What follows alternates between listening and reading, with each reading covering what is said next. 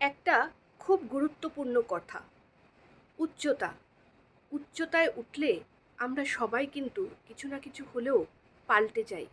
কিন্তু একটা কথা অবশ্যই মনে রাখতে হবে, উচ্চতায় উঠতে আমরা যে সিঁড়িটা ব্যবহার করেছি, উচ্চতা থেকে নামতেও কিন্তু সেই সিঁড়ির ধাপগুলোই কিন্তু ব্যবহার করতে হবে। সিঁড়িটা কিন্তু এক জায়গাতেই আছে বা থাকবে, শুধু আমাদের অবস্থানটা কিন্তু পাল্টে যাবে।